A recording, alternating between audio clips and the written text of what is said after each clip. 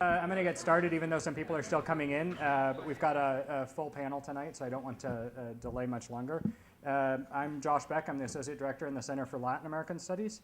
And I'm pleased to welcome you to this, our second event in our Latin American Briefing Series.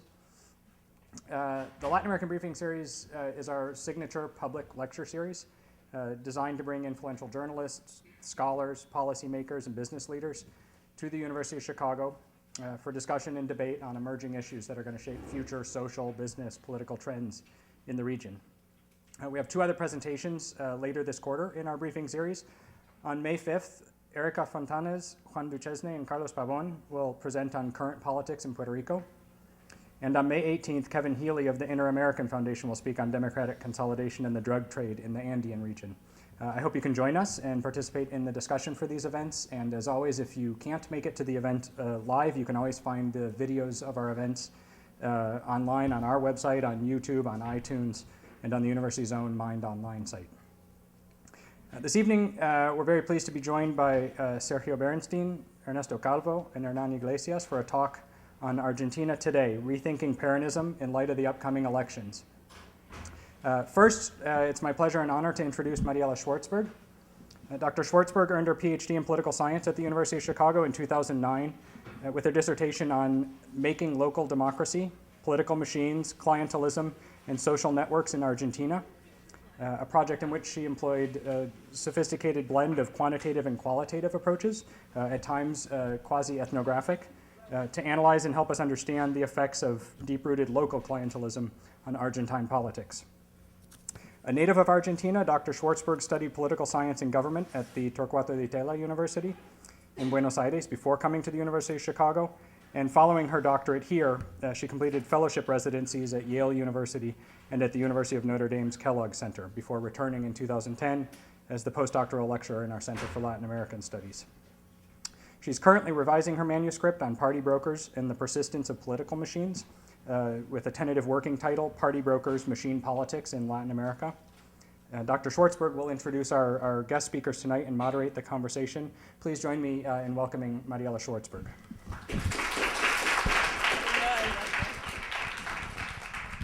All right. So to discuss politics in Argentina now, we have three extraordinary guests, much more extraordinary than me. First, on my left, we have Professor Ernesto Calvo. Ernesto has a PhD in political science from Northwestern University, and he is currently associate professor in the Department of Political Science at the University of Maryland. Ernesto has published numerous papers and books that dealt with different issues of the Peronist Party, and I will say that he has one of the sharpest minds to analyze the strategies used by the party to remain in power.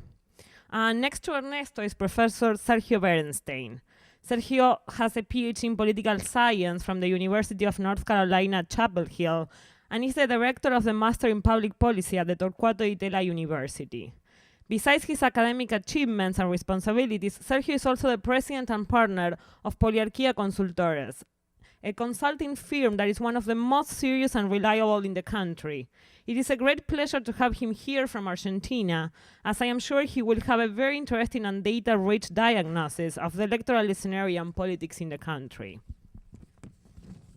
And finally, next to Sergio is Hernán Iglesias Illa, who defines himself as an Argentine-born, New York-based freelance writer.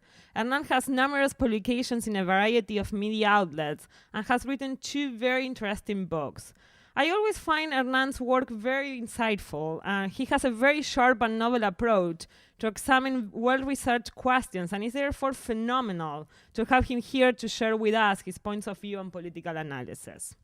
So having presented our guests, let me very briefly talk about the format of our briefing. We are going to conduct this briefing as a conversation and not as a presentation. So this implies that I will be talking to our guests instead of them just talking and presenting a PowerPoint. We are going to talk for about an hour or less, and then we will have half an hour for your questions, for questions from the audience. So without much ado, let me begin by asking our guest a very easy question. What is Peronism? So to provide some context to the question, let me rephrase it by asking, what will you say are the main continuities and ruptures in Peronism if we compare the Peronism that we observe today with the one of the 40s, 70s, and the 90s. And I will ask Ernesto to begin answering this question, and we go this way, maybe. So.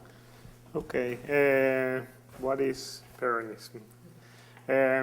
I mean, just to begin, Peronism is, before anything else, a political party. And as a party, it has very clear structures, and it has networks that can actually be studied and that we know a lot about. So we know, for example, that the Peronism has close to 300,000 activists. That makes Peronism the largest party in Argentina, not just in terms of votes, but also is twice the size as a machine than the Radicals, and is several times larger than any other party in Argentina. The Peronism usually runs close to 150,000 candidacies every couple of years when you consider all the different categories, including things like, for example, national elections, the presidency, deputies, senators, provincial deputies, provincial senators, union memberships in municipalities. So it has a huge political machine. The Peronism today is, and this is a constant for 60 years of history of the Peronism, has a left and a right. It always has had a left and a right. It has generally had a stronger right in the provinces and a stronger left in the metropolitan area. But if you do a survey of the Peronists in Argentina, voters on the right tend to say that the Peronism is on the right. Voters on the left tend to say that the Peronism is on the left. Voters in the center tend to say that they're in the middle. And the reason is that the Peronism has a significant number of voters, and they see the Peronism close to where they are, rather than identifying the Peronism for a position in the political space. The Peronism always pays the same core constituency, and Garcia Llorente said 30 years ago that if anything, the Peronism always looks like the Peronism. And that's something that you're going to find going 60 years back in time. The territorial distribution of the party is pretty much the same from 1950 onwards. Once the Peronism made the alliances with the remnants of the Concertación in the interior provinces, the vote that the Peronism is getting across the territory tends to be pretty much the same. If you go to the city of Buenos Aires, the south of the city of Buenos Aires tends to have a higher load of the Peronism. If you go in the greater Buenos Aires to the area of Avellaneda or to the east, you're going to find the greatest constituency of the metropolitan Peronism. And if you go to the countryside, what you're going to find is a Peronism that is much more middle class and much more embedded in public sector than what you're going to find in the metropolitan areas. So the social structure of the Peronism has remained incredibly stable over the 60-year period. At the same time, the Peronism has always been very pragmatic in terms of political alliances. So just as the Peronism has a left and a right, the Peronism has been able to maintain the same core constituency and move ideologically into space. So Menem spent an incredible amount of resources to maintain its core voters with clientelistic resources, with patronage, but at the same time made a strategic alliance on the right. And Kirchner paid exactly the same constituency with exactly the same resources, but made a strategic alliance on the left. And those things are perfectly compatible within the Peronism, because the Peronism is a broad coalition that includes a remarkable variety of sectors. That in the 1950s, that was the metaphor on the Patria Grande, the metaphor of greater Argentina that Perón was proposing. But when you go to the resistance, you're going to find, again, a heavy emphasis on the left, with the conservatives taking a backstage. And once you get to the 70s, you see an emphasis on the right, with the left taking a backstage. Ezeiza is maybe the metaphor of the Peronism, with the left and right shooting, and most of the Peronist population in the middle. So the Peronism socially, economically, geographically has been extremely stable. If anything, the greatest transformation, I mean, the Peronism has been described in an amazing number of ways. In the beginning, the Peronism was not a party, it was a movement. That was the metaphor. So the Peronism saw themselves, in a sense, as a representation of the country, not as a political party. With the death of Perón, can you have a Peronism without Perón? That was the big discussion. And it did. After 1980s, the Peronism moves from, starts from Perón, moves to the union's resistance, from the union resistance to the right on the government, from the right on the government to losing the first election in 83 with Luder. And as it loses the election to Luder, realigns with Cafiero on the on the left. Cafiero and Menem compete the left and the right within the party. The right wins, moves, which was not right in the beginning with Menem wins, but anyway, it moves towards the right. Then again, the right and the left are going to be competing with Kirchner. The left is going to win, but still you see the same kind of stability in the party. So, in a sense, the Peronism, as Llorente said, always looks like the Peronism, always look as itself. And strategic alliance at the electoral level cannot hinder the fact that as a party machine, it's very well structured. Sergio. Just to add up a couple of ideas, I tend to agree with most of what Ernesto said. First, traditional Peronism has a disregard with institutions, the rule of law. It's a very corrupt party. They've always been. They take advantage of state resources. That's why they want to win elections regardless of the case. They can go left and right. It's a catch-all party because they need to control state resources to develop their clientelistic networks and also for other corruption schemes. And what is very important about Peronism is they develop these union networks, which are very stable, also very, very corrupt. It's a corporatist, fascist network which is still very much alive. And, 18% of healthcare is controlled by unions. 80% of healthcare. It's a huge, huge amount of money, which is controlled by very, very corrupt leaders. As a matter of fact, there is an investigation going on. One union leader is in jail now, Juan José Zanola, because of this. And this is a pretty interesting guy who said that I understand why I'm in jail. I don't understand why I'm the only one. And he has a point, I think, right?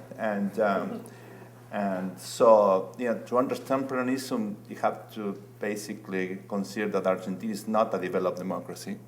It's a hyper-presidential system, and the Peronists feel, they're very much like this because there is no accountability whatsoever. Congress is not imposing all the judiciary is co-opted by the executive. Governors are not autonomous. The executive branch control basically through the discretionary management of resources. They control provinces as well.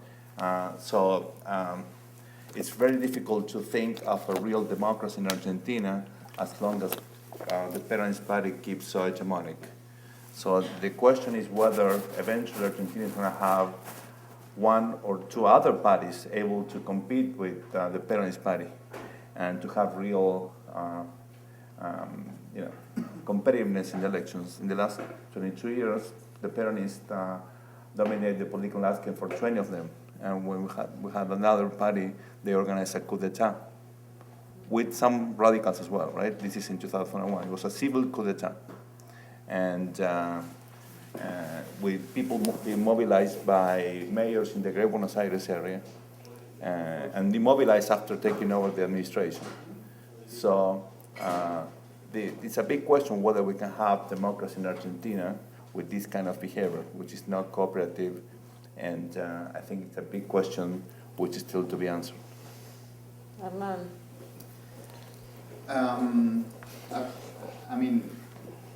I would like to talk a bit about the Peronism also as what Peronists call like a feeling. It's a very sentimental movement that growing up in the 80s or the 90s, you didn't really know what it meant before. You could see that your parents or your parents' friends identified as Peronists or non-Peronists, but you didn't really know what it meant because the policies were sort of all the same. And then when a Peronist came to the government, he did all these pro-market or pro-business policies that were supposed not to be Peronist. So for a long time, there was this Peronist feeling that you could see in the imagery of the 40s and the 50s, and with the cult of Evita and everything, it was very hard to feel.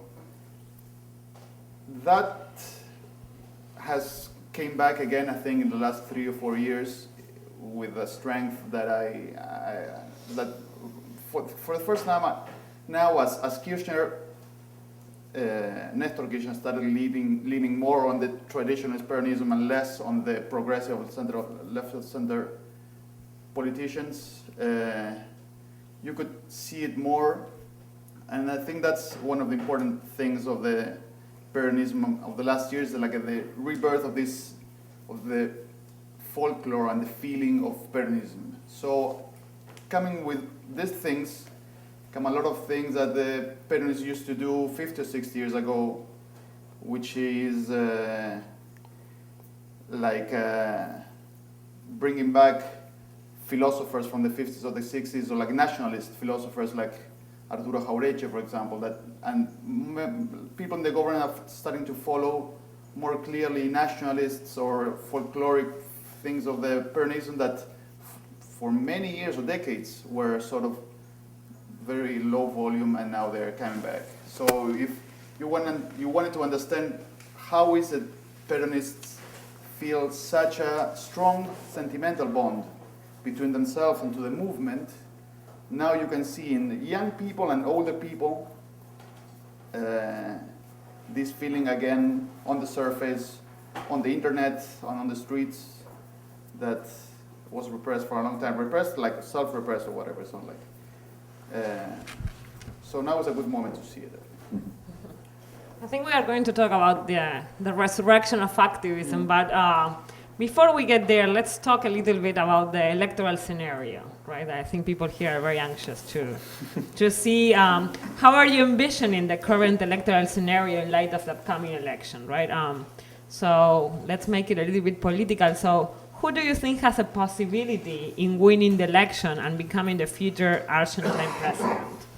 So let's begin with Sergio for this easy question. Well, we have 6 months to go, right, before the election. And what we know today is that the government is very strong. The opposition is completely dysfunctional and divided. Cristina really capitalized on the death of Nestor. As a matter of fact, with the death of Nestor Kirchner back in October last year, the opposition lost their most important asset. Nestor was the perfect campaign manager for the opposition. He made all the possible mistakes. People were really tired with him. He was very unpopular, and he was really aggressively attacking the media, attacking the private sector. He was out of control. So, Nestor, really created a very interesting opportunity for the opposition to win.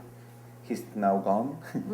And so the opposition is sort of still looking for another Nestor, right? And with no lack so far. Cristina is much, I think, much more intelligent than him. And so she, is playing this game as a widow very smartly. And the economy is booming. We have this inflationary cycle. And, today, really, there is pretty much just 10% of Argentines would define themselves, only 10 as having economic problems. 90% of the population is doing, they perceive themselves as doing really okay or really great. So it's really difficult to lose an election in this environment. Now, since this is Argentina, anything could happen, right? So the big question is, what could happen, right? What could Cristina do? Well, first of all, Cristina is playing with the idea of not running. She wants to win in the first round. She doesn't want to, go through the ballotage. She wants to change the internal balance within the coalition. She wants to have more influence over the Jurassic Park of the Peronist Party. Right? Governors, mayors, etc., etc. And she also would like not to be a lame duck. That is, she wants to be reelected forever. So she wants to change the constitution and be reelected, or at least have a strong influence for the entire term. And that's not easy. You have already Peronist governors from provinces such as Salta, Chaco, etc., already saying that they want to run in 2015. This is before Cristina is elected. Imagine what will be like after December 10th when the next president takes over. So this is what Cristina has in mind. Of course, there's some speculation about her health. I hope she's fine, but there is, indeed she's having some trouble. And so we don't know whether she's going to run. If she's not running, Kirchnerism is over. All this experience is going to blow up. No one can carry out this legacy. You're going to have people such as Scioli, for instance, taking over, and Scioli is a center-right guy, and he's going to change all the policies that this administration has implemented. Actually, some of them are not sustainable. Running high inflation, the trade surplus is shrinking dramatically, and certainly there is no real investment in key areas, infrastructure, energy, et cetera, et cetera. As you know, in the last 8 years, we had capital outflows, $60 billion. No one trusts Kirchner. Business people are afraid of now Cristina expropriating big businesses and assets. So this is going to change dramatically if she's gone, of course. So if you really want to make a lot of money, bet on Cristina not running and buy Argentine bonds and equity, because it's going to be like a new Brazil. If she stays, it's going to be an economic crisis. No one really relies on her ability to maintain this equilibrium. The new guys, what they call the Cámpora, are young kids with very, very radical ideas. They want to control the most important corporations in the country. They want to have a statist approach towards business, and this is, of course, going to trigger more capital outflows. So if Cristina wins, I don't have a positive outlook about Argentina. Is the opposition, able to come out with a competitive ticket? I really don't think so. The decent Peronists are killing each other, and as you know, the radical party is completely dysfunctional. The dominant leader in the party, Ricardo Alfonsín, the son of late President Raúl Alfonsín, basically has no skills or no experience whatsoever in the executive branch.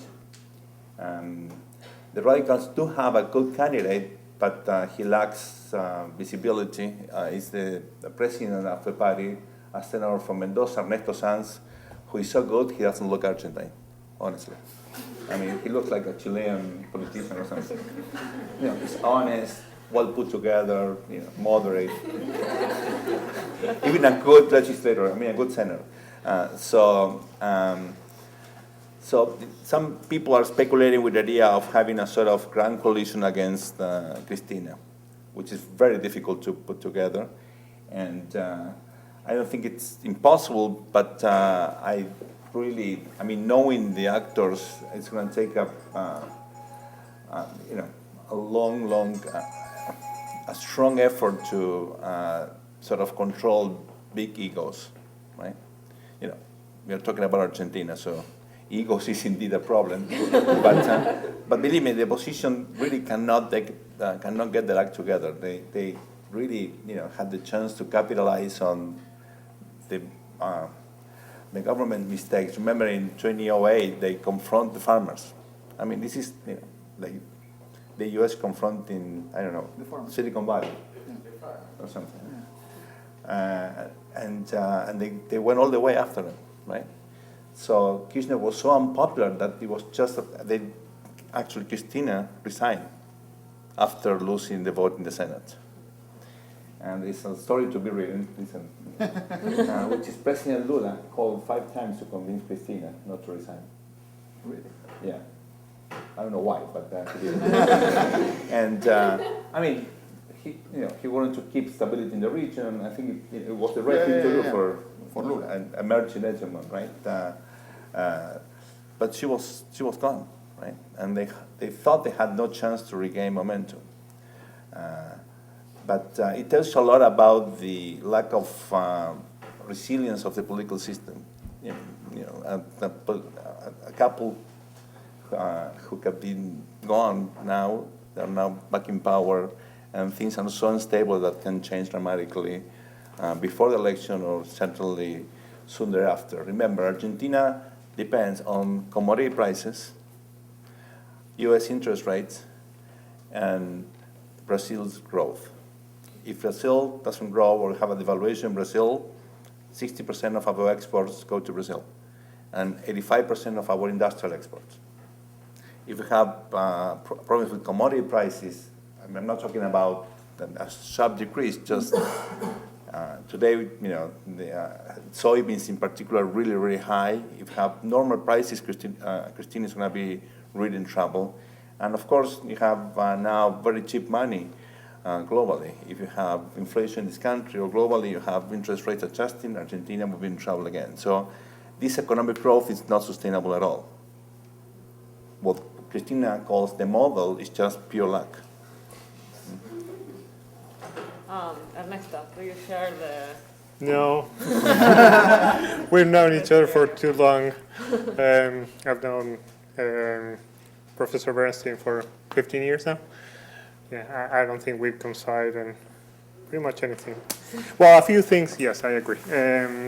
I think he's completely right on the situation on the opposition. And there's very little discussion. An old Peronist saying, very incorrect, politically incorrect, is Peronists are like cats. When everyone thinks they're fighting, they're in fact reproducing. That never applies to the opposition. The opposition, when they're fighting, they're just vanishing away, and they are clearly vanishing at this point. So you see Peronists and they're fighting between different factions, and they're in fact growing as a political party, and they're occupying space. Generally, they have conflicts because they are occupying spaces. The opposition, they're having conflicts because nobody can actually take on spaces. So they're really melting away. And that is a problem for not just for the opposition, that's a problem for the government. The government knows very well that without an opposition, the Peronist interna is very problematic. You cannot control the Peronists without having an opposition. Dualde, we were having an interview with Dualde, and he was saying without the radicals, the Peronism is doomed. So the idea of Dualde that you actually need a radical party, that he's been pretty much saying everywhere, I don't think it's just for showing. I actually think that he does believe that. I actually believe that the government is in the same position, that the government knows that without an opposition party, without an organized competition, everything goes through the interna. The old saying of Einstein, I don't know who discovered the water, but it was not a fish. If all the opposition is faded, everything is going to translate into a conflict within the Peronist party, because the Peronist is basically going to be able to allocate power. I'm not in agreement on the idea that we have an hegemonic Peronism in Argentina. We have a Peronism that is extremely competitive. It's so competitive that nobody survives. There's very few politicians in Argentina that survive. That happens inside and outside the Peronism. The re-election rate is extremely low for any competitive democracy in Argentina. That's not because we lack competition. That's actually because we have too much. But we have too much within the interna of the Peronism, and we have a system that is not truly competitive once you move out of the interna of the Peronism. Now, should the Peronism invest to strengthen the opposition? They should. It sounds insane, but they should. And actually, the PRI did that in Mexico very intensively. The Peronism, I think, needs the opposition. That's true as much for Cristina as it would be for Dualde. And at this point, there's nobody to take the banner, and that's an issue. Without having an opposition, there's no capacity for the executive to control its own anthropophagic impulses. It cannot contain the Peronist interna and try to minimize the price that it pays in patronage and in clientelism. The Peronist without opposition is doomed to have to give it all the time too much, because in a sense, the only way it can maintain the interna is by allocating resources within the factions. So if you want to prevent factionalism within the Peronism, you need an opposition. So everything that you have is very dysfunctional for the next election. It's likely that Cristina is going to win the election. But as you were saying, I think that Cristina is not fully convinced of running. I also think there's a lot of showing, and there's a lot of posturing to be able to get to the next election. But at this point, it's very clear in the Peronism that everyone is starting to organize competition for after the election. As you were saying, the Cámpora is too young. The young allies of the government, people that are in their 40s and 50s, are not in position to take the banner and really move the party forward at the same speed. I have to say that was also a situation with Kirchner, and he ended up doing a remarkable switch, so we have to see. But one case in point that illustrates this is Rossi. I think Rossi is a smart, young, Rossi is a leader of the majority in the House. He was, I interviewed him for the first time when he was actually the leader of the minority in the municipality in Rosario.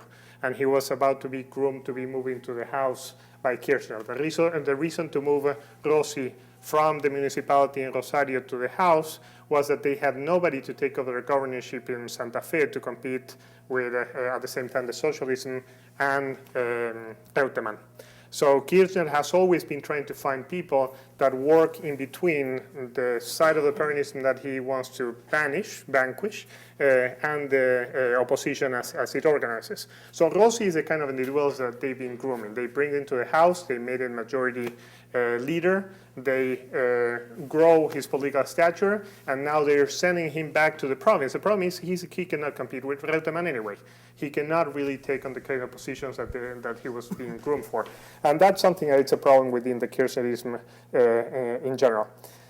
That said, 4 years growing the Cámpora, it's a lot of time. So if the economy is doing well in 4 years, I think there is replacement. I don't agree that Cristina would like to be reelected indefinitely. I sincerely think that if she goes for one more term, she's going to be done. And she would like nothing better than have someone that is very close on the inner circle to be able to take the banner. But I have all the doubts in the world that she would actually like to be reelected indefinitely. And on the other hand, if she tries, she's doomed. There is no way that Cristina, no matter how popular, she can move through Congress and through civil society in Argentina, a re-election campaign. Particularly because once the election is over, she's going to have the Peronism eating her political support just as much as the opposition. So the next term for Cristina is going to be a nightmare, and I think that counts on having on having doubts about whether to stay in the government or not. So the big question, I think, talking about the election, is not who's going to win the election. I don't think there's any doubt. I think Sergio is completely right. And the big question is who's going to come next. And that's really where we have an internal situation that is very interesting and very complicated. Where we have people like Scioli, like Solá, like Reutemann, Das Neves, people that are trying to position themselves as to be in the second line in command to try to push an agenda after the election of Cristina. And I think that's where the real meat is going to go. On the other hand, in the case of the radicals, I agree. Sanz is a very interesting guy, maybe the most interesting one that has the radicals. Knowing well the radicals, he's going to be ousted from the party soon. And maybe he's going to start running with the Communist Party. Because the radicals, every time that they have an interesting candidate, they make sure that they're not electable and competitive. So the radicals have a couple of people that I think are very interesting. Last one, to finish, that was the case with Margarita Stolbizer. I always thought that Margarita Stolbizer was a great politician for the province of Buenos Aires. The moment she was actually pushing forward in the province of Buenos Aires, they took her out of the party and put Brandoni, which it's insane. So they tend to do those things. Let me ask Hernán also an electoral question, and then we move to other stuff. So this incumbent advantage that we all recognize as very prominent, and there is no discussion there. So one question is, it seems all your answers are very focused on the opposition, right? The absence of an opposition. So another way of analyzing this, and I'm very curious in listening to your thoughts, is one thing is saying, okay, there's definitely not a very strong opposition. Another thing is saying there is actually that voters do support this administration, right? That the support that we are observing is true support for Kirchner. So why are you going to argue? Or so what do you think is driving this incumbent support? Is really that the absence of an opposition, or is maybe that, yeah, the voters are supporting this government? Well, the fact that you vote for a party or for a candidate doesn't, it's not a very fine tool to measure the intensity of that vote, you know? I mean, I've been out of Argentina for a number of years now, but I spent the whole of October 2007 there, at the last month of an electoral campaign where Cristina was elected. And I was really surprised by how cold and cool and unengaged the whole campaign was. 4 days or 5 days before the election, it started heating up, but for a long stretch of time, nobody really cared. Nobody talked about it. And this is a very political country. When I was growing up, campaigns were like a year and a half, you know? People were getting ready like months in advance, and October 2007 was a month without really political heat in Argentina. So, and Cristina got 45% of the vote. That changed very soon. I mean, many of these people, we don't know how many, but 4 or 5 months later, when the Retenciones Móviles scandal came, those votes were not so solid as before. And Lilita Carrió, she took 30% of October 2007. 6 months later, she felt like she had taken like 8%, and Roberto Labaña took 17%, and she felt that he had taken 2%. So when there's not really strong candidacies or political structures, maybe the results of an election show the performance in a given weekend, but you don't really can say that 6 months before, 6 months later that's going to stay, or how intense is that feeling. So when the opposition, and it's an expression that I don't like, it's very common in Argentina, the opposition as a concept. I mean, there are very different people, and in other countries they don't use that. I mean, in the US, with 2 big parties, you can use it. In Argentina, it's very, I don't know why it's so popular an expression, or it's such a popular way of framing the political landscape when it's not really. I mean, I don't know why Mauricio Macri should be working with Hermes Wiener or Ricardo Alfonsín to forge a ticket or anything. I don't know why the opposition is that way. A good pressure for that is how it's in Argentina's constitution, the way to get it to a runoff.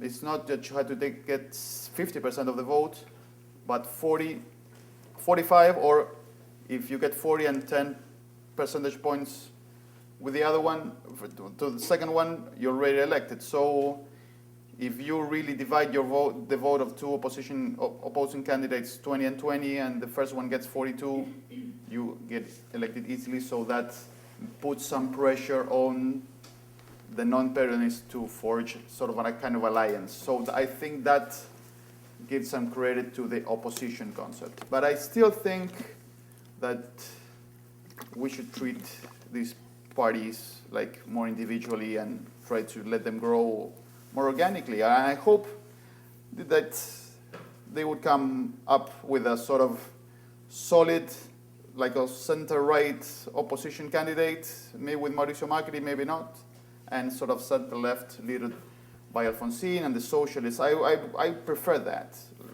But I still think, of course, that the election is Cristina's to lose, as they would say in the US, for a number of reasons. And in any country, to lose an election with a GDP growth of 7-8%, it's very difficult. It doesn't really happen. The only election that the Kirchner lost, there were many political mistakes, but it was a recession year. The only recession year since the Kirchners came, 2009, that was the year that they lost their midterm elections. So, I mean, sometimes a bit patronizing to say that GDP is like the main variable for election outcome, but it has a definitely influence. And when it's like so distorted, the political landscape, and so weak and so fractured, I think it has an importance. About La Cámpora, I want to say something. The fact that they are growing, I think, La Cámpora, this like late 20s, early 30s guys who are starting to get important second level, for now, jobs in the government. and they show a very strong loyalty and sentimental purity inside the movement. They named themselves for Héctor Cámpora, who was a very gray figure in the 70s, who was a president of Argentina for a few months. He was a dentist also, to add to the grayness.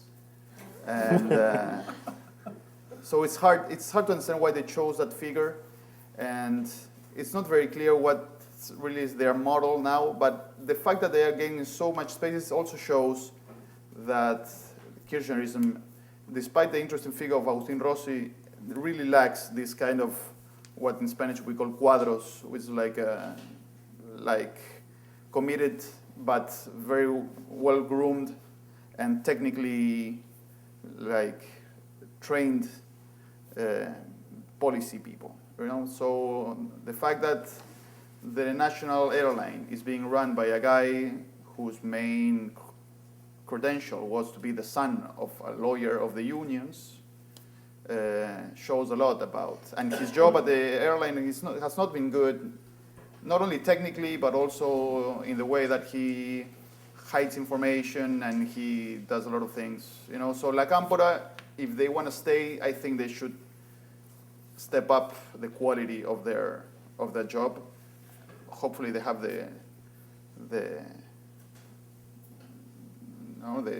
can do it. I don't know if some of these people are more interesting than the other ones. Mostly are pretty non-interesting. So we'll see.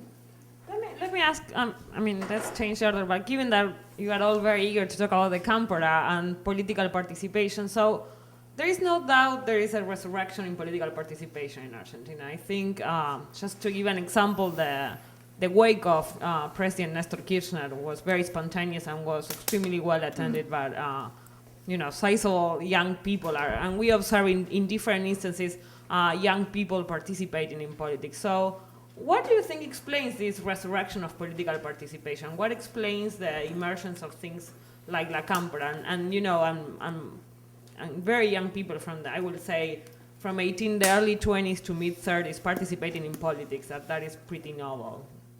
Sergio is very eager to answer. I'm going to have to disagree.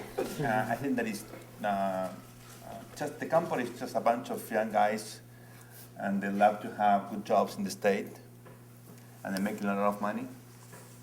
And so if you really want to get a good job, you have to be part of the Cámpora. There is no really spontaneous participation by young people in Argentina. You look at the morning of, all these celebration or whatever, of Kirchner's death. One thing is that if you get a job by the Cámpora, probably you have to give 1/3 of your salary back to the Cámpora. I don't think you make that much money. That's like... I don't know. Yeah. But I do know that we did the numbers. You know how many people went to see Kirchner? The wait? No, how many? Okay, we did the numbers. We had someone counting. It was 36 hours of the entire thing. And so it was something like 70,000 people. Okay, you have more people going to a soccer game, right? When the national team plays, was really no one. There was no spontaneous people going to the streets in any other city in the country, with the exception of Rio Gallegos. No one really cared about Néstor Kirchner. And these guys go to demonstrations because they get money out of that. The Cámpora organized this meeting in the Huracán Stadium in Buenos Aires a month ago. So this is a 45,000 people stadium. They weren't able to fill it, so they have to call Moyano's son to have him bring his guys. And it was not enough, so they used Aerolíneas Argentina's list of employees saying, we need to go to the soccer stadium, the Huracán Stadium on Friday. Let's go. It was crazy. So these guys are really improvising big time.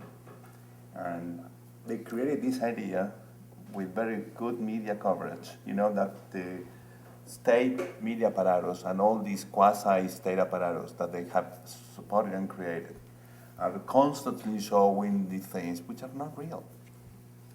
So no one is participating in politics. No one cares about politics. There is no single important TV show on politics.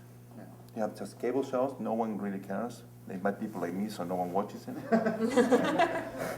So really, I mean, it's, I think it's just this fake idea. Ernesto, I don't agree. But I actually agree in part. I agree. It's overstated how much participation you have.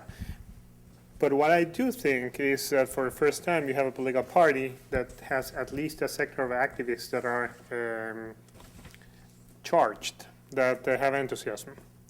When you might think that this is not a group that is different from the activism within the Peronism. So this might be just a core member of just regular activists of the Peronism. But the fact is that when you compare activists from the Peronism and from the radicals, which are the only two groups of activists at this point that you can actually compare, the radicals don't want to get out of the house. The radicals do not want to go door by door and try to mobilize people. They don't have the money. No, that's not true, because you actually, to mobilize activists, you don't need money. And I'm going to disagree that people are being mobilized because they're being paid. I actually know political activists, both from the Peronism and from the radicals. And I know the difference. That is that with the radicals, generally get together and have coffee. And with the Peronists, you actually go and start walking on the street. The Peronists have no shame, and I say this in the best possible way, in going and contacting people and selling their project. But it's amazing. And I actually, 12 years ago, no, 10 years ago at this point, Alfonsín was still alive. They were organizing the campaign for the province of Buenos Aires. I was involved in that campaign. They asked whether, what kind of campaign can be run. So we said, well, there are a couple of different strategies. You could be more aggressive on districts that the radicals are not strong, or you can try to maintain political strength because the election of 2001 is going to be very complicated. That was the election for the Senate of Alfonsín. After discussing that for a few weeks, basically the notice was, we have to go to safe district because Alfonsín is very afraid that he's going to get a cake on the face.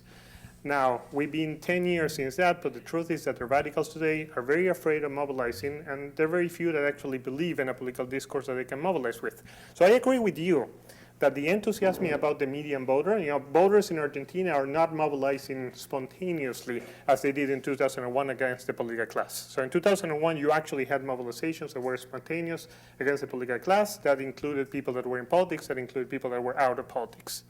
Now, the difference is today, you do not have this kind of mobilization among voters, but you do see an incredibly difference in the level of enthusiasm between political activists from the Peronism and the other ones. And the radicals should take notice of that. The opposition should actually take notice of that and do something, because there is no point in trying to compete with the Peronism if you can mobilize your own people for a project and try to get people out. The truth is that the radicals have been trying to fight all this election, not in the streets, not with voters, not with activism, but with interna. All the conflict between Cobos, between Sanz, between Alfonsín was fought in the interna of the radicalismo without being able to mobilize people.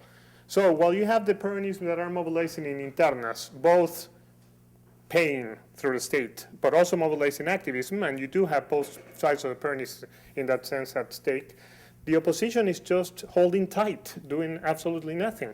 So you might think as bad as you think about the Peronism. And the problem to be a moderate in Argentina today, and I consider myself a moderate, is that Peronists consider that I'm a gorilla, and anti-Peronists think that I'm a sellout.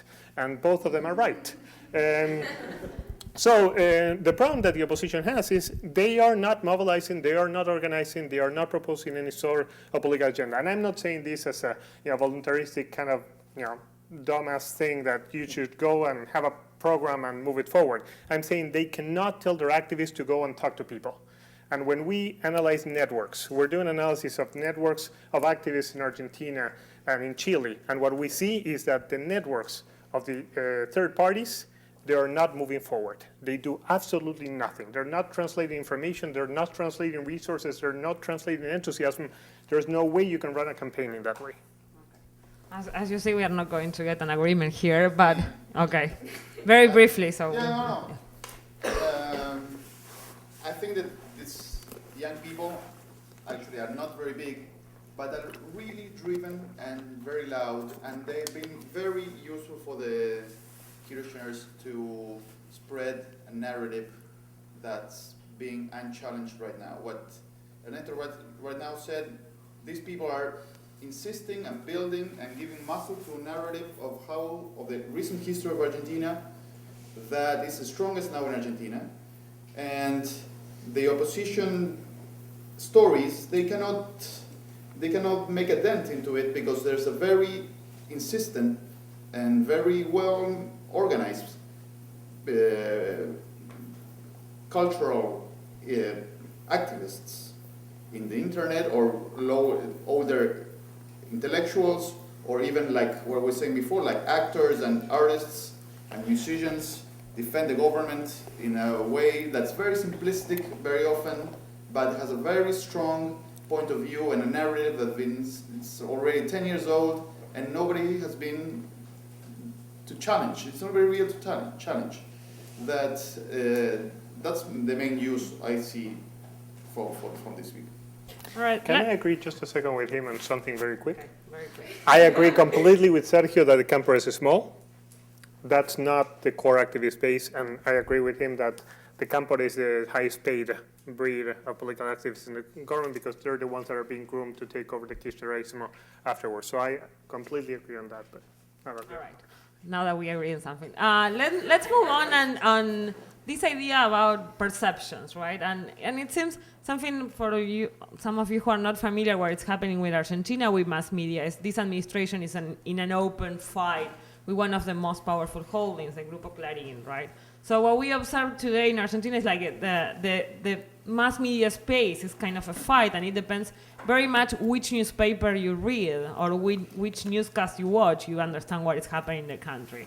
So a voter who is seeing, his newscast from Telenoche will have a completely different experience of what is happening in the country than someone who watched 678, right, which is a government-sponsored newscast. So the question is, because of the importance of the mass media in shaping voters' perception, do you think there is a space for doing independent journalism, and is important to have that kind of space in the country? Or is, because part of what the administration say in this program in 678 is like, let's stop believing that we have independent journalism, right? Let's stop thinking like there is something else, objectivity in journalism. Let's say, I am for this government or I am against, and, be honest, and then people will make their own opinions. So I think I would be interested in listening first to Hernán, to what you think about. Well, I, of course, the debate about the media in Argentina these last couple of years has been also very, very shallow and very silly, and both sides of the argument have been giving very naive or disingenuous opinions about how a media landscape should be done in a country. The government says there's no objective journalism because you always answer to your boss. So we answer to our boss, who's Mentor Kirchner, and we say whatever he says.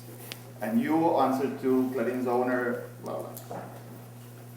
The fact that, people who've been in the communication business have been known for 50 or 60 years that objectivity is not only something that you cannot achieve because reality is much more complex or whatever.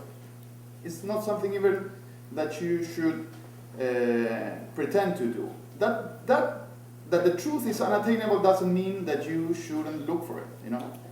You ask most journalists in serious countries, and they know that every story is complicated, but you should try to do your best with the, well, this easy, obvious concept that doesn't seem very sophisticated is apparently, it doesn't reach the Argentinian debate of the media landscape. So, and it's been a fault from the media, but also especially from the government, who's been pushing, the government who has very populistic or populist reflexes in many debates, started pushing this us against them, and there's no truth in the middle, in many aspects, like in the economy and other debates, but especially in the media.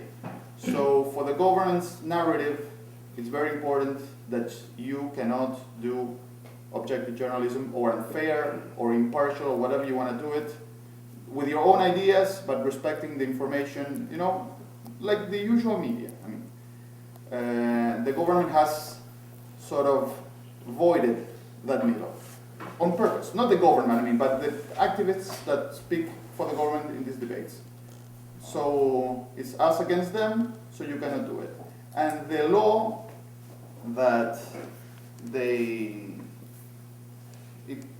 2009 that the Congress passed doesn't really apply to the debate that the government, it's like, the law, I think, it's very complicated and very contradictory law, but its main goal, if you really look at them money-wise, is to force Clarín to sell its cable TV company, and now the courts have stopped that. So the rest of the law is being applied very slowly in Argentina. Something's gonna have to happen with this after the election, because, I mean, it's like completely, the law, it's not being applied for some reason, you know? The court stopped a couple of parts of the law, but the rest should be happening, but it's not happening. Sergio? I have to remember you that this is an administration that never had one single press conference. They hate the free press. When Nestor Kirchner was the governor of Santa Cruz, he co-opted the press. He bought all the newspapers. And actually, for the first 4 years of Nestor's administration, he had an agreement with Clarín. So Clarín was great. No problem with the monopoly, as they call it. So what happened that things had changed so dramatically? Well, two things. Kirchner had this obsessive thing with money and power. He was obsessed about, grabbing as much money as possible. He was so corrupt, and he developed this network of chronic capitalists. And he wanted to buy Clarín as well. So he thought that one of the owners of Clarín was very sick. He was actually having surgery here in Chicago.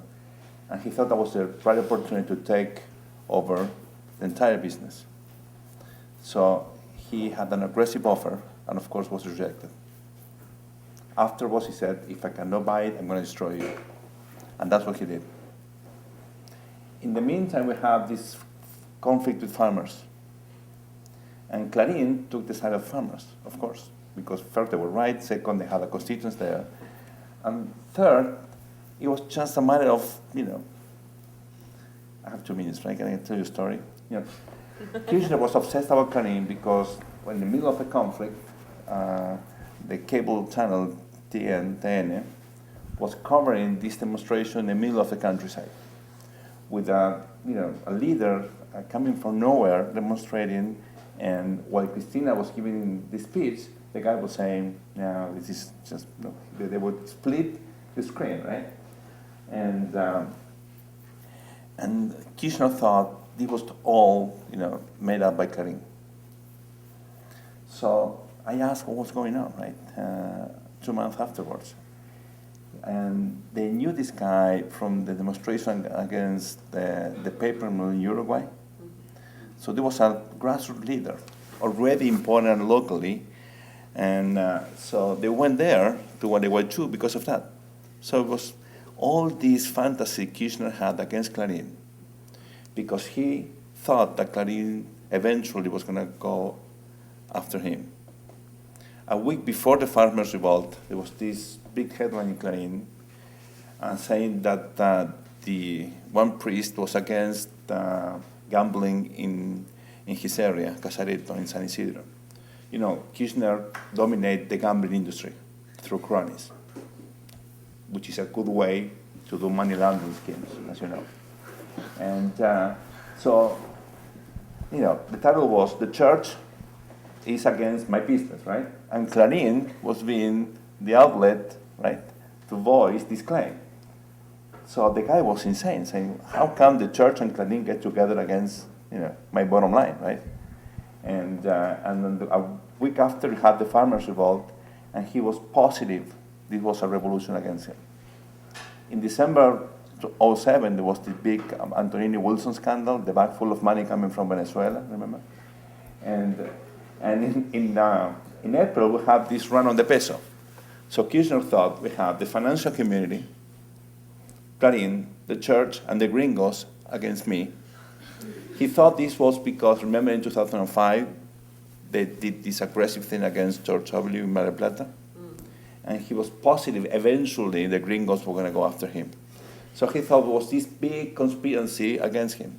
He thought he was the center of attention of the world, of course, right? And it was just his imagination. So I was really, impressed about all this. And finally, someone told me why he was so crazy about this. And it's an interesting story. Kirchner went to college, and he was in La Plata when President Salvador Allende was killed. Well, we're going to see whether he was killed or not, right? But so these guys were very young and were very much impressed about the conspiracy against Allende, in which indeed you have the press, Mercurio, the CIA, the Chilean elite, the farmers, and truckers, right? So, Kirchner was not a very intellectual guy, to say the least, right? But he knew the story. And he saw this conspiracy through, the Allende story. And he thought he was the new Allende. Now, in the middle of this mess, there was this group of intellectuals, Carta Abierta, writing this very interesting piece, saying, we have new coup d'etats now. It's a different story. It's not the military doing that. You have civil groups, the media, business people, blah, blah, blah, blah. And this is exactly what's going on. So, that's why he's so against Clarín, because this is this fight to get people's attention and to get Clarín out of they want Clarín out. And before his death, remember, he tried to take over Fibertel, which is the internet provider that Clarín owns. And also, he invented this crazy story about Papel Prensa, the paper mill, which was completely, out of the blue. And it was, of course, a lie. So you have people really here fighting for something they don't understand. You have all these intellectuals who are being co-opted by state money. They're all making money. They're defending Cristina because it could be a good business for them. Maybe they agree with her, but also they make a lot of money. And so this cultural divide is a very interesting one, but the reason is Kirchner's paranoia. I have a policy today. I read Nación, Clarín, Página 12. Anything that all three agree, I consider data. Everything else is just crap. And the reason is that at this point there's very little objectivity, even as an attempt on any of the media in Argentina. So you can, for example, see the case of the airplane from the US force that was detained by the government. So you read the three papers and you realize that the manifesto was not properly drafted, and then you have the different interpretations by all three media that are wild guesses about the attempt that was done by each one of the actors. And that happens over and over and over. So the question, why have we reached the point in which the media is so complicated, either a favor or against the government? Now I have to say, the only difference between the media today and the media 10 years ago is before it was equally biased in general in favor of governments with whom they tended to have practical agreements and many ways, financing of the pauta publicitaria, etc. Independent press in Argentina, I have to say that the most independent of the newspapers for me was Nación, which also, I do text analysis, markers on hypermarks. Those are the only one credibles. You read Clarín and Kirchner is called Cristina Kirchner, Señora Fernández, Cristina. They all, there's no editorial line. There's no editorial line in Clarín, there's no editorial line in Página 12, there's no editorial line in Tipo Argentino or in Perfil. So the news, it's poor quality, and today is very politicized. Is this because the government preempted this? I think that poor quality is poor quality in general. You're going to find the same kind of Clarín 10, 15 years ago, so it's the same. That said, I think that Sergio is completely right. The government has been very aggressive in the kind of positions it takes and how it deals with the press. And it has considered press as a political opponent. The opposition is equally complicated. I look at the business class in Argentina, and they're very complicated. They're as corrupt as the government. They have been leaving from the government. They have been drawing profits from the government for decades. So we have an Argentine society that is very corrupt at many different levels. The government is no different in the sense that scripted representation works. So you have a corrupt society, a corrupt government, they feed each other, they do things that are improper. On the other hand, let me move on, given that you talk about Cristina Fernández, wife of the president, and this kind of things and the press. So having a female president, so the question is, what do you think is different just because she's female? What things make it easier, what things are more difficult, and what things it just does not make any difference? I think the fact that she's a woman and for the last half a year a widow, it's been a very interesting process how to see that since Nestor's death, the empathy that people felt with her, that in the first 2 years of her government was not very intense, suddenly they can relate to her in a way that she couldn't before articulate.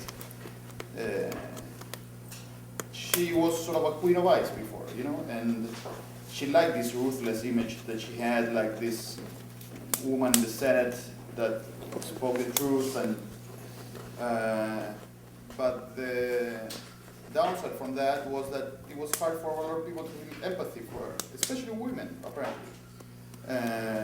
Now, the fact that she has two late teenage sons and she's a widow, sort of, I don't want to be too cynical, say that benefited her, but in a very interesting and new way, the fact that having a female president in this situation played a role.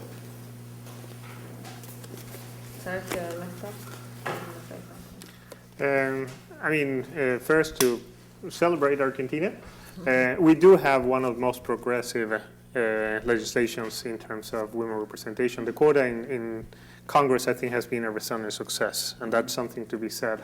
Women representation in Argentina is close to, it was close to 25-26% at the beginning of the quota. Now it's over the quota. And if you think about the critical fights, electoral fights that we had in the last 10 years, a dividing line was clearly the election of 2005 and was Chiche Dualde against Cristina Kirchner.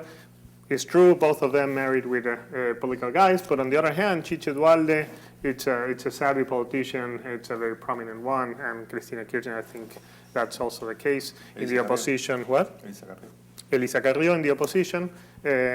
So you do have a very strong political women that are taking leadership roles in Argentina, and that is aside from the fact of whether they're motherly or not. One interesting thing you see in Congress is women are no longer specializing on legislation such as women, family, minority, or health and culture. They're actually taking leadership positions in most of the important committees, not yet in the budget committee, but in most of the important committees. So you're starting to see that women are actually being featured politically, and that being a woman in politics is actually sometimes as an asset, sometimes not. There's a lot of machismo in Argentina, so that's true. I don't think that has affected significantly politicians. It's true that Cristina is insulted in a different way because she's a woman, but if she was a man, she would be insulted in a different way too. So I'm not sure that's a critical thing. And more importantly, women that are politicians, when you interview them today, they don't feel that because they're women, they're at a disadvantage. And in fact, in Congress, when you ask women whether they are facing issues because they're women, they say, no, we're facing issues because we're not taking enough leadership roles. Once they take leadership roles, like chairmanships, etc., that changes. So I think that Cristina being a woman has not been a major issue, but clearly once the discourse of being the spouse of Kirchner and being dominated by this male figure that was the president and she being a puppet, when he dies, that metaphor kind of breaks apart, and suddenly Cristina appears as a stronger, more able politician. What is interesting is nobody had a problem saying that Kirchner was corrupt and associating these things of intolerance and etc.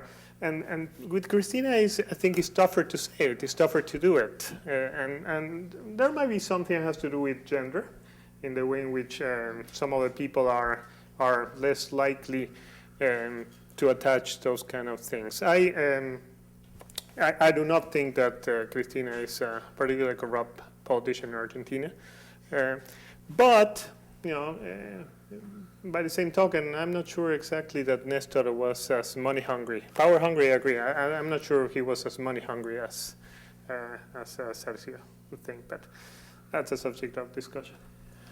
I may have to disagree, as you may imagine. Cristina took over the presidency when Nestor died, not before that. Before, she was the head of the state, but not the head of the administration. He was in charge. He would go through every detail of the administration. He would start, working 6:30 in the morning, deciding what to do, calling ministers. He was in charge. I think she's much better, definitely. For instance, she's way more courageous. She's finally accepting that we have a crime issue. She created the ministry of security, put a woman in charge, Garre. And she said, we have a problem, and the problem is the police corruption. Nestor, when he was a mayor first and then a governor, benefited from police corruption. And also when he was a president. While Cristina said, no way, we're going to kill corruption in the police. And she's trying to do that. We'll see whether she's going to be successful or not. But I think it's a big change, right? Now, when you go to big executive, this is a presidential country, and when you go to the provinces, governors are just strong figures, and the rest of the institutions are not so important. There's just one woman governor, and she got there just it was a divided election. So since you don't have female governors, you don't have female managing resources, money, which is what is important in Argentine politics, not just in Argentine politics, but certainly in Argentine politics. So really, it is true we have a successful in Congress, even in the judiciary. I have to give credit to Nestor. The two first women justices were appointed by Nestor. You see women taking important roles in society, with the exception of the private sector. There are just very, very few top executives in the private sector. But in politics, in terms of managing real resources, it's still a macho game, I'm afraid. All right, I can talk with them forever, but I think it's time to take some questions from the audience. So you're open to ask questions? All right. You guys have already talked about Kirchnerism. I just wanted you to elaborate what exactly is Kirchnerism within Nestor's and Cristina's administration, and why you think, or because you said it's unsustainable. Elaborate why it's unsustainable, or why it's sustainable. Let's get some questions so we have time. You have a question too? Yes, you guys have been using the words opposition and Peronism all over. All four of you. Okay, at some point you have mentioned that you would like to see another name in terms of opposition. My question was whether you remember in the two radical administrations, Illa and Alfonsín, because the Alianza was something different, okay, whether they refer to the opposition as opposition or something else. The answer is Peronism. Yeah, They didn't call it opposition. No, So the question is whether it would be fair to say that indeed the only true political party in Argentina is Peronism. It is both a movement and a party, and there's really no other party. Because again, when other parties are in power, which was the case of the Radical Party twice, they refer to the opposition as Peronism. They didn't, I have a good memory, okay, they didn't use the word opposition. But on the other hand, every time a Peronism branch or part of the Peronist movement is in power, they do use the word opposition because essentially there's no other path. Any let me get more questions so we can share. Yes. Sergio, you said that you are not 100% sure that Cristina was running for this election, and then you said if she doesn't go for it, Kirchner is dead. I'm assuming she has like intention poll of over 40%. Where do you think that vote would go? Where do you think that vote would go if Kirchner is dead? Okay. One more and then, yes. You guys mentioned that that you thought Cristina came to power in a fair way, vote-wise. And I was there. You also mentioned that the political climate in the 07-08 elections was somewhat cool, and I was there, and I'd agree that it was fairly cool, and it made me wonder just what kind of just how fair it was. And I was just wondering if you could expound a little on the sort of history of vote fraud and what role it plays in the political climate today, as well as maybe what it did before. Let me get the last question from a female. Yeah, I would like you to elaborate on the relation between the government doing more things towards human rights and reprocessing militaries of dictatorship, and the owner of Clarín being involved in crimes during dictatorship. If you think it's an obvious relation, and yeah, I would like to know. Excellent. So, who wants to begin? I have the list here. Oh, great. Perfect. Yeah. Okay. First, I generally don't talk about Kirchnerismo, so they are going to have to answer that. I think I generally don't. I have a problem, saying what is Peronism, for kind of the same reasons. I don't think that Kirchnerismo has a philosophy or a worldview at this point. It's more of a political organization, I think, with clear structures more than a clear agenda, even though it leans to the left. So I wouldn't pack them together, not just yet. On the issue of the opposition, I think that the reason is what you're saying. When the Peronists are in government, the opposition is fragmented. At least that has been the case since 1991. And when the opposition, the radicals are in the government, the opposition is a clear opposition. The Peronism has always been in control in the Senate. The Peronism has always been a clear first minority in the House when that has happened. So the radicals only need to talk to the Peronism. Now, something interesting that generally people don't know, when the radicals are in the government, success rates in Congress tend to be higher than when Peronists are. And that's true also in the Senate. Both the Senate and the House have tended to vote consistently for the legislation proposed by the radicals. That's why I don't quite agree with what Sergio said about the coup d'etat through other means in 2001. I think that there was a very complicated situation in 2001, some of which you do have some political entrepreneurs, but a majority of the mobilization and the crisis, I don't think, was led, just as the toolbox of a puppet master. But that's to be discussed. Where would the vote go if Cristina decides not to run? I think the Peronism has never found any trouble in finding someone else if that were to be the case. But I think Cristina is going to run. If she doesn't, the only reason I could understand would be a health issue that is more serious than we know now. Even though she's going to have strong doubts because of the conflict that is expected to emerge in the Peronism after the election, I think she is going to run.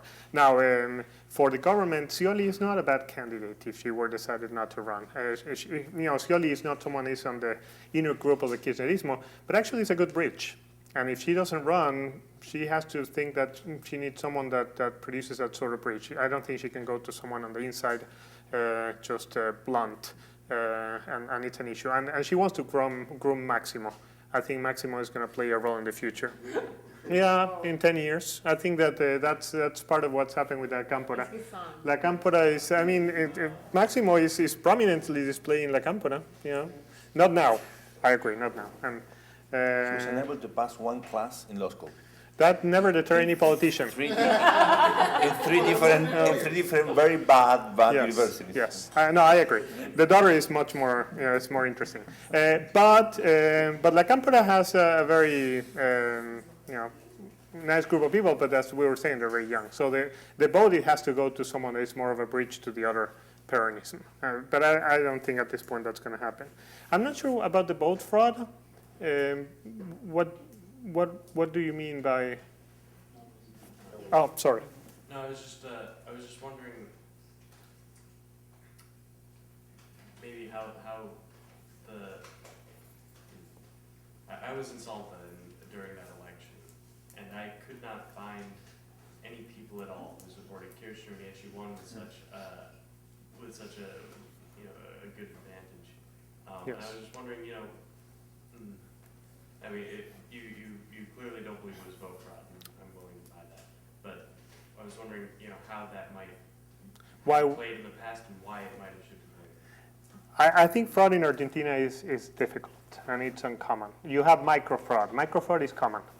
Micro fraud, generally through the manipulations of voting places, dark rooms, and it's a bit more common, particularly when you lack fiscales to oversight what's going on, which in Salta would be the other way around. So you would expect if fraud is committed, it would go in the other direction. I think that there was more of a suspicious of fraud in Chubut. I don't think it was warranted either. And the government is going to lose the election if we believe the last decision by the federal judge on the matter.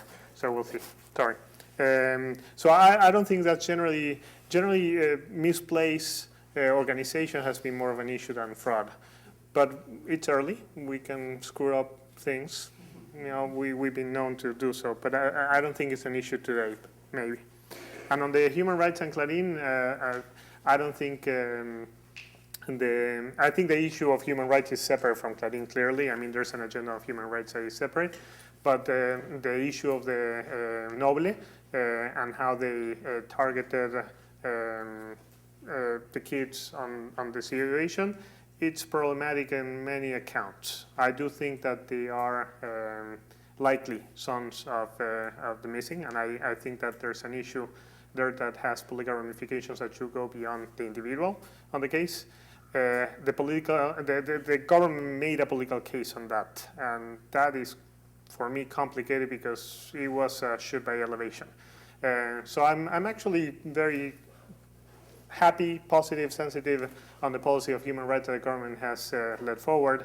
I'm not sure the Noble is the finest hour of the government on that issue. Sergio? I'm going to start with this point. Kirchner, Nestor, and Cristina never saw any interest in human rights before getting to a presidency, ever. When Kirchner was a governor, he didn't really participate in the human rights movement. Cristina was not a very active participant in that. And when Nestor had an agreement with Clarín, they never cared about the son of, the kids of Noble. So, I mean, they really went after them after the split or the fight with Clarín. So I don't think it's, they are using this case just to create problems of legitimacy and credibility with Clarín.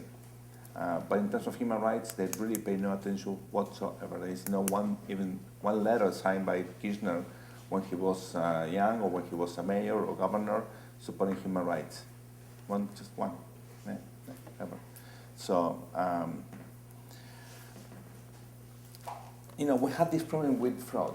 In Polarquia, we try to, we publish surveys and we work for La Nación usually. And before the last 2009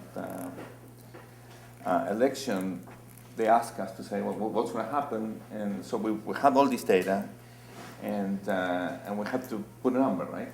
And so we had the Narváez winning by 4.2 points, 5. So we had this long discussion, what's going to be the final outcome. So, after more than 3 hours, I called a very old former mayor from this small town in the middle of the province of Buenos Aires and said, what would you do? And he said, maybe 2 points of fraud. And that's what we did. And we were right on target. Of course, our margin of error is 2.3, right? But we use that as the rule of thumb, and it worked. But I agree, it's just micro. You don't have macro fraud. Now, the government changed the legislation this time, and they just issued a new decrees regulating the election. And I learned in Mexico that a good fraud starts the first day of a new administration, not the day of the election. And it's exactly what this administration is doing. So now you have the state regulating, campaign finance. So there is no regulation for the state, right, to use the propaganda, but the opposition, of course, have all this regulation. And they've been delivering new DNAs, which is the electoral ID cards, all over the place. We know really collecting especially to immigrants, both legal and illegal immigrants. So we have anecdotal information, but when you have to do the sampling, especially in the Greater Buenos Aires area, you have new immigrants voting. So we don't know exactly the numbers. We ask about the new amount of IDs being issued, and they don't want to give us information, as you can imagine, right? So it's a lot of things going on there, and of course the electoral process is increasingly less transparent, as expected. We'll have wait and see, right? Regarding the what will happen if she's not running, I think Scioli is going to win, and he could be the perfect candidate, particularly because he has this idea that he's very flexible. Ideologically, he doesn't care, basically. He's a typical Peronist. He can go left, right, center. He's a very nice guy. He has this dialogue with everyone. And he's a different kind of politician. After suffering this tough accident, he's beyond confrontation. He's difficult to grasp. It takes a while. I think I know him quite well. It takes a while for you to understand exactly what he's thinking. He has this sort of long-term view, and he's beyond little political things. So I think Ernesto's totally right. He could be a good sort of transition. But the fact of the matter, and I go to your question, is that Kirchnerism as such is not sustainable because it's a matter of a lot of protectionism, a big state apparatus, completely inefficient. We have a record high tax collection in Argentina and a tax burden more than 30% of GDP. But this is a state which is unable to provide basic public goods, including security, transportation, the justice system is a disaster, the education system, we're for the first time investing more than 6% of GDP, and the quality of education is deteriorating sharply, because you're putting more money into a broke system, right? And certainly, this is creating, when you look at the Gini coefficient, you have growth for 8 years, it should have improved much more than what it did, actually, right? So you can tell that the state is failing. But I think it's not sustainable because of economic reasons. When you look at the fundamentals of what they call the model, that is not there. You have the line about inflation. Inflation is at least 25%. It's not 30, but it's at least 25%. And you have a fixed FX, a fixed exchange rate. So Argentina is losing competitiveness. You go to Buenos Aires, it's an expensive city. Wait, it's fixed to the dollar? Well, they manage the FX because for the first time in more than 60 years, you have plenty of dollars into this economy because of the soybean boom, okay? So you can manage basically the FX for some time. Now you have capital flights and the problem of competitiveness, eventually you have to devalue. And once they devalue, I think it's game over for them. So this is just short-term horizons, muddling through every day, but they like a systemic approach on the economy. They think they can, for instance, postpone imports, and eventually you have the WTO or Mercosur, and you have to go back and renegotiate, and so it cannot last. Otherwise, you have to say that all the textbooks about the economy are wrong, including many of them reading this university. Especially. I'm going to answer your question, but I didn't.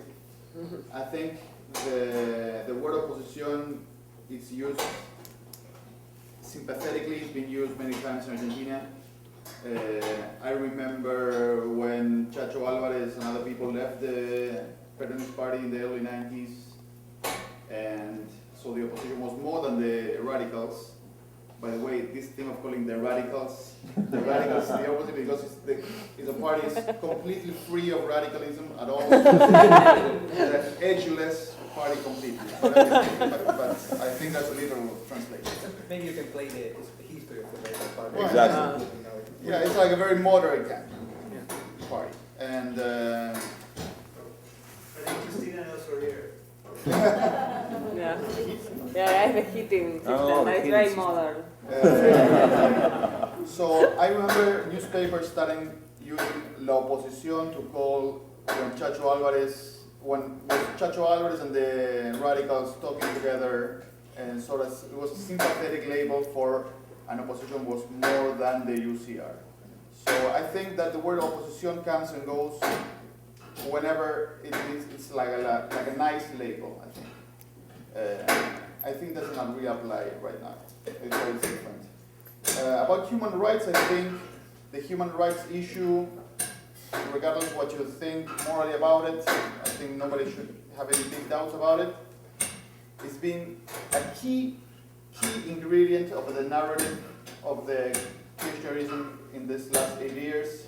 A lot of the support they have from very important key cultural players has stemmed from what they've been doing with human rights, which was in 2003 somewhat an issue.